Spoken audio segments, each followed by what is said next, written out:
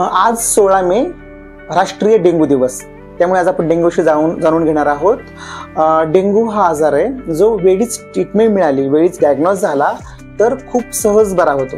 परंतु जर डायग्नोज व्हायला उशीर झाला किंवा ट्रीटमेंट वेळेवरती मिळाली नाही तर मात्र हा आजार प्राणघातक होऊ शकतो। आपण टीव्हीवरती बघतोच हे सगळं।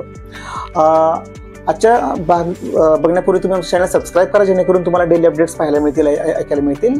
आजच्या भागात आपण डेंग्यूची कारणं आणि लक्षणं पाहणार आहोत। डेंग्यू हा आजार एडिस इजिप्ती या जातीच्या मादीच्या चावल्यामुळे होतो आणि ही मादी शक्यतो सकाळी किंवा संध्याकाळी चावते।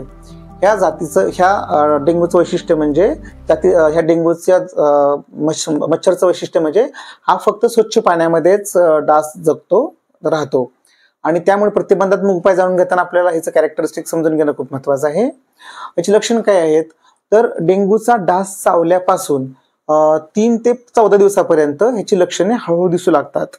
त्याच्यामध्ये जास्त ताप येणं, डोकं दुखणं, डोळ्याच्या पाठीमागच्या बुबुळामध्ये दुखणं, वेदना होणं, मसल्स स्नायूमध्ये वेदना होणं, मळमळ होणं, उलटी होणं, डोळ्यासमोर अंधारी येणं, तसेच जर जास्त प्रमाणामध्ये डेंग्यू वाढलाच तर शरीरावरती रॅश येणं, रक्ताची उलटी होणं किंवा नाकातून कानातून रक्त येणं ही त्याची लक्षणं आहेत।